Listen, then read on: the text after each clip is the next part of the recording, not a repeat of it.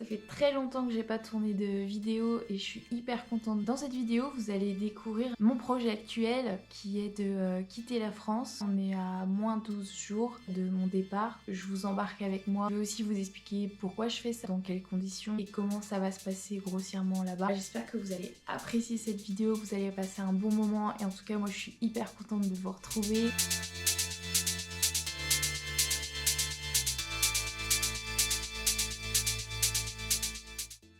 J'ai enfin terminé mes études, je viens de savoir à l'instant que j'ai mon master. Techniquement, j'ai fini mes études, j'ai plus de temps pour vous, j'ai envie de me reconcentrer sur la vidéo parce que ça m'a quand même manqué. Je pars début novembre pour 5 mois à l'étranger.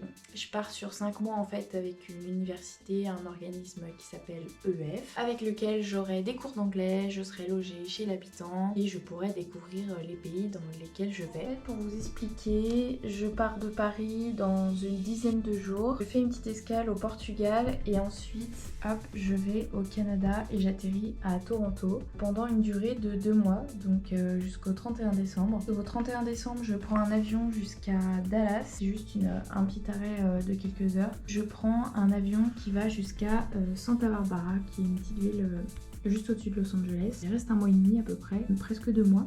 Et ensuite de Santa Barbara, je fais une escale à Los Angeles et je prends un avion pour aller jusqu'à Honolulu pendant 4 semaines. Attendez, je vous remets droit parce que... Hop, voilà. Voilà un petit peu ce qui m'attend et j'espère pouvoir vous filmer un peu tout ce qui m'arrive.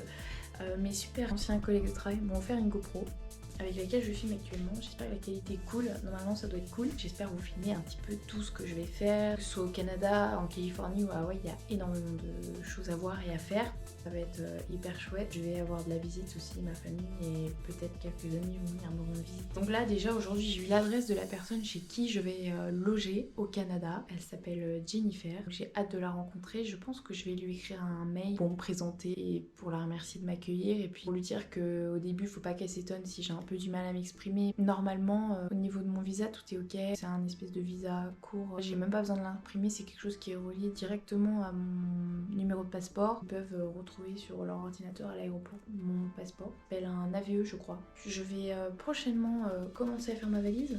Donc ça c'est pareil, c'est un peu compliqué parce que j'ai des vêtements d'hiver et des vêtements d'été à préparer parce que à Toronto il va faire à peu près moins 5, moins 10. Il fait beaucoup moins froid qu'à Montréal et beaucoup moins froid qu'en janvier ou en février, mais il fait quand même un peu froid donc faut que je prévoie des vêtements d'hiver. Il faut aussi que je prévoie des vêtements d'été parce qu'en Californie et à Hawaï il fera 20, 22, 25 degrés. Ma maman vient me voir fin décembre. Elle va m'apporter des vêtements d'été et moi je vais lui rendre des vêtements d'hiver. J'ai pas du tout peur de ce qui va m'arriver là-bas, de me débrouiller seule là-bas, d'arriver dans un pays étranger. Je n'ai pas du tout peur, ça ne...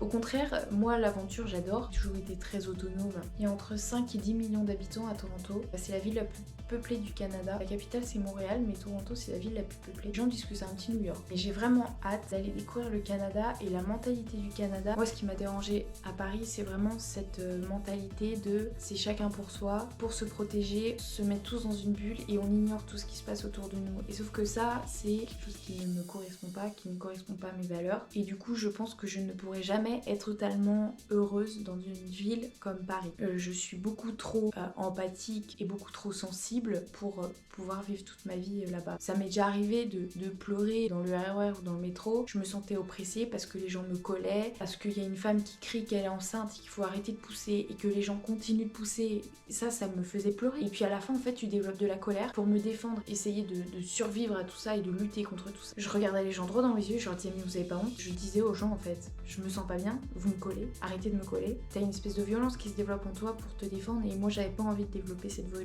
violence là. L'honnêteté c'est pas de la violence mais à la fin je pense que je le serais devenue et ça me correspond pas. Donc j'ai hâte de voir une ville comme on me l'a décrit où les gens se respectent dans les transports. Il y a un vrai respect, il y a une vraie humanité et ça j'ai vraiment hâte de le voir Parce que ça, c'est pas qu'à Paris, c'est dans toutes les villes. Les gens ne se respectent pas. Je suis en Bretagne, il y a un monsieur qui m'a foncé dedans avec son caddie dans un supermarché. Il m'a foncé dedans, mais il fonçait. Et en fait, j'ai dû me ranger. Je lui ai dit, mais monsieur, il va peut-être falloir se calmer, non? Ce serait cool. Il m'a ignoré. Je pense qu'en fait, il était tellement focus sur son objectif qu'il m'a complètement ignoré. Mais qu'est-ce que l'humain devient? L'humain ne me correspond pas, en règle générale. J'espère que le Canada va me rassurer là-dessus, qu'il y a bien un endroit où je peux être épanouie, trouver un endroit qui correspond à mes valeurs d'humanité, de bien-être. J'ai hâte de découvrir tout ça. Les États-Unis, je ne sais pas comment ça se passera. Les Américains sont très extrêmes dans leur façon de penser. Après, c'est ce que les médias mettent en avant aussi. L'extravagance des Américains,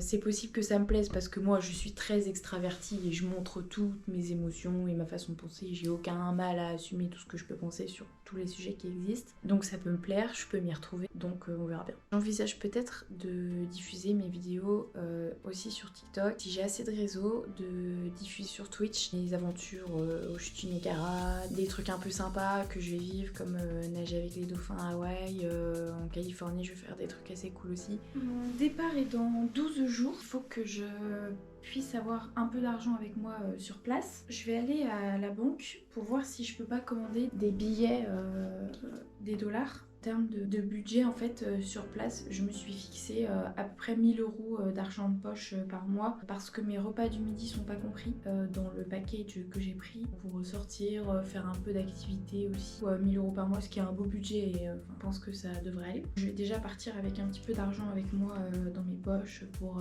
quand j'arrive prendre le métro tranquille, pouvoir peut-être manger un morceau. Quand je vais prendre l'avion, il sera 8h du matin en France. Je vais arriver là-bas, c'est comme s'il était 20h en France, sauf qu'en fait il sera que 14h à Toronto. Je vais être complètement décalée. Peut-être que j'aurai un peu faim, je serai sûrement fatiguée. Hier, j'ai été à la pharmacie et j'ai acheté de la mélatonine en gélule. C'est une hormone qu'on sécrète déjà dans le corps, mais là c'est sous forme d'homéopathie. Je pourrais prendre cette petite gélule une demi-heure à 1 heure avant de dormir, que ça m'aide en fait et que je puisse attraper le rythme canadien assez vite. J'arrive là-bas le dimanche. Dès le lundi, j'ai cours, donc il faudra vite que je monte en selle. C'est parti, je vais chercher des dollars. Je suis allée à la banque et effectivement je m'y prends un petit peu tard parce que la banquière me disait qu'il fallait un délai d'au moins 2 semaines pour être sûr de bien recevoir l'argent en question parce qu'il faut qu'il le commande auprès de la Brinks. Dans tous les cas, je pourrais faire un changement de monnaie à l'aéroport, il n'y aura pas vraiment de problème.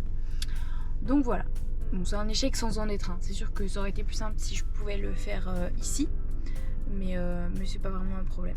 Ce qui est hyper bien avec cet organisme en fait, c'est qu'ils mettent à disposition une application où j'ai plein d'infos hyper utiles. Je vais regarder ça en même temps que vous pour vous montrer. Ça s'appelle EF Connect si je ne me trompe pas. Je vois le nombre de jours qui me reste avant de partir à mon séjour. Et là je vois il y a une nouvelle activité. J'ai possibilité d'aller voir un match de foot le samedi 11 novembre qui peut être cool. Et j'ai aussi toutes les informations sur mon voyage, mes cours, ma progression, ma ponctualité, enfin mon assiduité plutôt. J'ai la liste des activités. J'ai les infos sur mon hébergement avec l'adresse, etc.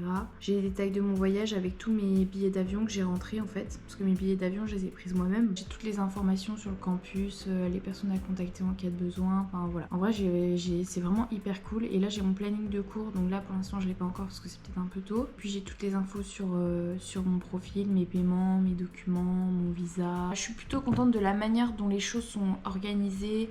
Le fait que ce soit par une application, c'est hyper pratique. Là, par exemple, j'ai une dernière chose à faire, c'est de passer un test linguistique. Faut que je le fasse 15 jours avant d'arriver. En fait, c'est ce qu'ils disent dans les papiers, mais au téléphone, ils me disent c'est bon, tu peux le faire même la veille. Je vais essayer de le faire cette semaine. J'ai pas trop le temps en fait, j'ai pas pris le temps. Mais du coup, je dois passer un test linguistique en amont de mon côté sur leur application pour qu'ils sachent un peu dans quelle classe me mettre. Le jour de mon arrivée, le lundi, mon premier jour de cours, je dois aussi passer un autre test, je pense, pour compléter un peu tout ça. Peut-être que c'est 2 tests un peu différents. Si je veux, je peux prendre un taxi de l'aéroport jusqu'à ma famille d'accueil. Moi, je l'ai pas demandé parce que j'ai pas envie. Et puis, je crois que c'est 45 $.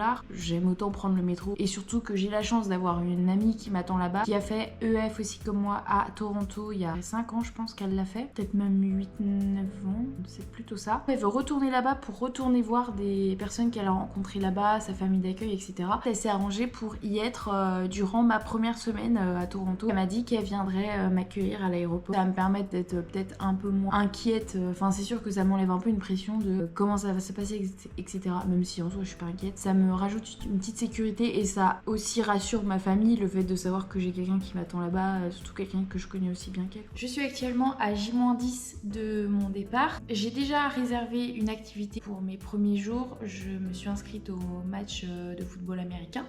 C'est une finale en plus, donc hyper cool. J'ai aussi vu pour avoir une carte bancaire là-bas qui me permettra de ne payer aucun frais dès que je retirerai de l'argent là-bas. Donc hyper chouette parce que sinon ça peut être à chaque fois 7 $, 10 $, ça dépend des banques, etc. Mais voilà. Et donc je vais payer cette carte 16 € par mois au lieu de 30 € par mois parce que j'ai moins de 30 ans. Donc hyper intéressant. Et pour ce qui est de mon forfait téléphone, j'ai pris une option en plus. De base, je paye 15 € mon forfait téléphone et j'ai pris une option à 12 € supplémentaires par mois pour pouvoir avoir internet là-bas et pour pouvoir me servir de mon téléphone là-bas, appeler donc des US ou du Canada vers les US ou Canada ou vers la France. Mercredi prochain, donc ça fera 4 jours avant mon départ, j'ai une réunion avec EF Canada pour savoir comment va se boutiquer mon arrivée, etc. Je clôture cette vidéo. La suite, vous l'aurez la semaine prochaine, je pense. N'hésitez pas à suivre les prochaines vidéos parce que vous allez en découvrir toujours plus. J'espère que celle-ci vous a plu. Je vous souhaite plein de bonnes choses et je vous dis à très vite. Bisous!